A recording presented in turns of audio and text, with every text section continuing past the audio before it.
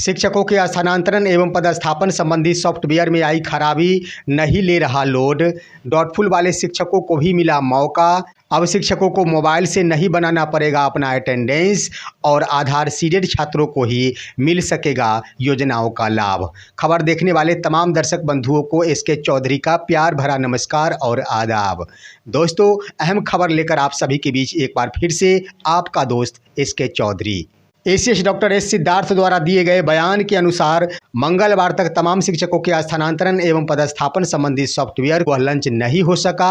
आखिर इसके पीछे का कारण क्या है? साथ ही सक्षमता 1 में उत्तीर्ण वैसे शिक्षक जिनकी काउंसलिंग की प्रक्रिया बाधित हो गई थी, उन तमाम शिक्षकों में कई कोटि के शिक्षक थे, उन सभी को भी एक बार फिर से शिक्षा विभाग ने अवसर प्रदान कर दिया है। साथ ही साथ शिक्षकों को अब अपने मोबाइल से अटेंडेंस बनाने की आवश्यकता नहीं पड़ेगी। इससे पहले कि इन तमाम बिंदुओं के ऊपर हम विस्तार पूर्वक चर्चा करें, अगर आपने अभी तक हमारे इस चैनल सुसत्य वचन को सब्सक्राइब नहीं किए हैं तो कृपया अभी सब्सक्राइब कर लेंगे। दोस्तों, स्थानांतरण एवं पदस्थापन संबंधी सॉफ्टवेयर लॉन्च करने की प्रक्रिया जारी थी, परंतु वह लोड नहीं ले पा रहा है। बार बार ही उसमें खराबी आ जा रही है, जिसके कारण अनलॉक साबित हो रहा है। इसलिए शिक्षा विभाग द्वारा अभी तक उसे नहीं जारी किया गया है। हालांकि शिक्षा विभाग द्वारा उस पर अथक प्रयास किया जा रहा है कि जितनी जल्द हो सके वो सॉफ्टवेयर लॉन्च कर दिया जाए और इसकी ट्रायल की प्रक्रिया भी प्रारंभ कर दी जाए, परंतु लाखों कोशिशों के बाद भी यह सॉफ्टवेयर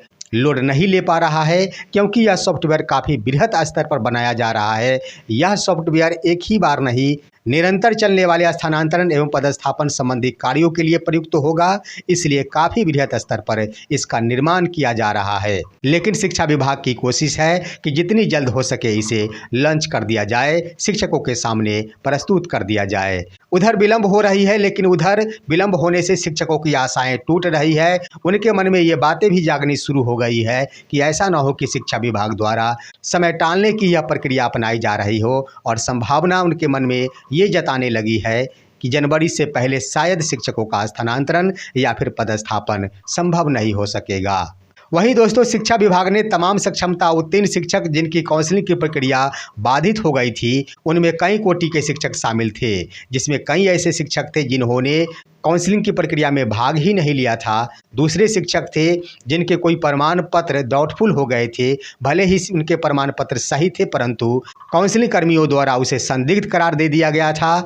ढेर सारे वैसे भी शिक्षक थे जिन्होंने अपना मूल प्रमाण पत्र भी वेबसाइट पर अपलोड नहीं कर पाया था, और ढेर सारे वैसे शिक्षक भी थे जिनके नाम के स्पेलिंग में गलतियां हो गई थी, या फिर जन्मतिथि और आधार के जन्मतिथि में भी अंतर पाया जा रहा था, जिस कारण उनका OTP नहीं गिर पा रहा था।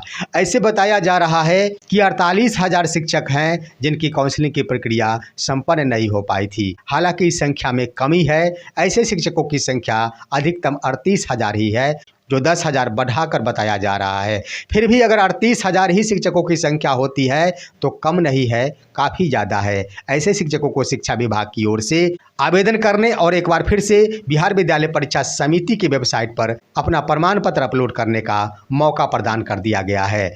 वैसे शिक्षक जिनके नाम के स्पेलिंग में गलती है, आधार की जन्मतिथि और प्रमाण पत्र की जन्मतिथि में अंतर है, जिस कारण उनका OTP नहीं गिर पा रहा है, या फिर अन्य प्रमाण पत्र में भी कोई स्पेलिंग में गलती है और सक्षमता आवेदन में कोई और ही स्पेलिंग का प्रयोग कर दिया गया है, तो ऐसे शिक्षकों को शिक्षा विभाग द्वारा यह दिशा निर्देश दिया गया है कि ये तमाम कोटि के शिक्षक अपने अपने नाम या फिर अन्य किसी भी प्रकार के सुधार के लिए संबंधित जिले के जिला कार्यक्रम पदाधिकारी स्थापना के पास 4 नवंबर 2024 तक एक आवेदन सुपुर्द करे, और उस आवेदन के आलोक में ही जिला कार्यक्रम पदाधिकारी स्थापना द्वारा अपने लॉगिन ID और पासवर्ड के माध्यम से उनके नामों में सुधार कर दिया जाएगा। उसके बाद इन तमाम शिक्षकों की काउंसलिंग की प्रक्रिया भी संपन्न हो सकेगी। साथ ही शिक्षा विभाग द्वारा ये भी दिशा निर्देश दिया गया है कि शिक्षक द्वारा पूर्व में जो भी प्रमाण पत्र अपलोड किया गया था, उनके जन्म तिथि जो भी थे या फिर जिस कारण से भी उनका OTP नहीं गिर पा रहा था, उसमें किसी भी प्रकार का संशोधन नहीं करना है, उस पर ओवर राइटिंग नहीं किया जाना है। पूर्व में भी अपलोड किए गए तमाम दस्तावेज वेबसाइट पर अपलोड रहेंगे और नए दस्तावेज भी वेबसाइट पर अपलोड किए जाएंगे। वहीं दोस्तों, वैसे शिक्षक जिनके प्रमाण पत्र को संदिग्ध करार दे दिया गया है या किसी भी कारण से उनकी काउंसलिंग की प्रक्रिया डाउटफुल करार दे दी गई है, चाहे वो प्रमाण पत्र मूल प्रमाण पत्र के रूप में क्यों न हो या फिर साफ साफ दिखाई क्यों नहीं दे रहा हो। वैसे तमाम अभ्यर्थियों को यह मौका प्रदान किया गया है कि बिहार विद्यालय परीक्षा समिति द्वारा अपना वेबसाइट खोल दिया गया है। वैसे शिक्षक एक बार फिर से अपना सही प्रमाण पत्र अपलोड कर सकते हैं। बताते चले कि सक्षमता काउंसलिंग के दरमियान काउंसलिंग रिसिप्ट में शिक्षकों के जिस कॉलम में डॉटफुल करार लिखा गया था उसी कॉलम में फेरबदल करना है। उसी कॉलम में शिक्षकों को अपना प्रमाण पत्र एक बार फिर से अपलोड करना है। बाद बाकी अन्य में किसी भी प्रकार का छेड़छाड़ नहीं करना है। तो शिक्षकों को यह ध्यान देना चाहिए कि इसके लिए शिक्षा विभाग द्वारा वेबसाइट पर अपना सही प्रमाण पत्र अपलोड करने का समय सीमा 9 नवंबर 2024 तक निर्धारित की गई है। 9 नवंबर तक निश्चित रूप से तमाम शिक्षक अपना अपना सही प्रमाण पत्र एक बार फिर से अपलोड करते जिनकी काउंसलिंग की प्रक्रिया डॉटफुल करार दे दी गई थी। दोस्तों, यह तिथि निर्धारित होते ही एक बार फिर से यह स्पष्ट हो गया है कि अब सक्षमता 1 के वैसे शिक्षक जिनकी काउंसलिंग की प्रक्रिया बाधित हुई थी उनकी काउंसलिंग की प्रक्रिया अब छठ पर्व के बाद ही शुरू की जाएगी। और ये भी स्पष्ट हो गया है कि इन शिक्षकों की काउंसलिंग की प्रक्रिया के बाद ही अब एक साथ ही सक्षमता 1 वाले तमाम शिक्षकों की पदस्थापन की यह प्रक्रिया संभव हो सकेगी। स्पष्ट हो गया है कि सक्षमता 1 में जितने भी शिक्षक अभ्यर्थी सफल हुए हैं सभी कोटि के शिक्षकों को एक साथ शिक्षा विभाग नए विद्यालय में पदस्थापित करेगी। इसलिए शिक्षा विभाग ने काउंसलिंग के लिए तेजी ला दी है ताकि एक साथ सभी कोटियों के शिक्षकों का पदस्थापन हो सके। साथ ही साथ बीपीएससी वाले शिक्षकों को भी आवेदन करने का मौका मिल सके।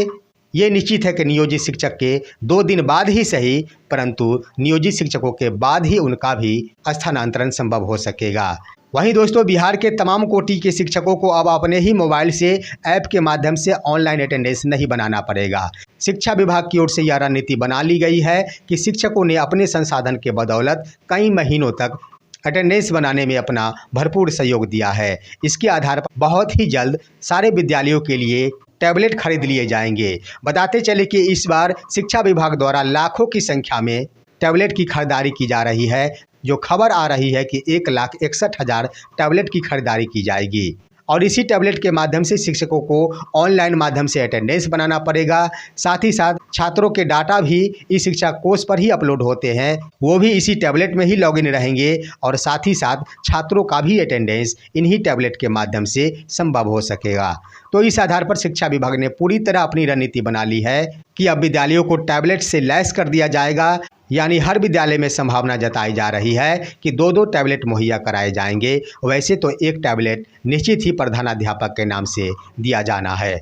और टैबलेट से अटेंडेंस बनाने की प्रक्रिया पर शिक्षा विभाग द्वारा इसलिए भी ध्यान दिया गया है कि बार बार ये शिकायतें प्राप्त हो रही है कि शिक्षकों द्वारा अपने ही मोबाइल से अटेंडेंस बनाने के क्रम में कभी अपनी तस्वीर के बदले दूसरे की तस्वीर अपलोड कर दी जाती है तो कभी शिक्षकों द्वारा विद्यालय बाउंड्री से बाहर ही रहकर अटेंडेंस बना लिया जाता है। और जब विद्यालय प्रधान के पास अपना टैबलेट होगा तो हर हाल में शिक्षकों को प्रधान के पास ही जाकर अपना अटेंडेंस बनाना पड़ेगा। लेकिन उस वक्त भी एक समस्या ये खड़ी होगी कि प्रधानाध्यापक के पास अगर टैबलेट होते हैं वहां पर अगर नेट काम नहीं करता है तो एक बार फिर से शिक्षकों को विद्यालय प्रांगण से बाहर निकलकर ही अटेंडेंस बनाना पड़ेगा। उसके बाद शिक्षा विभाग की नज़र खुलेगी कि चाहे कोई भी सुविधा प्रदान कर दिया जाए, शिक्षकों के लिए अटेंडेंस जहां अनुकूल साबित होगा वहीं संभव हो सकेगा, अन्य जगहों पर कदापि संभव नहीं है।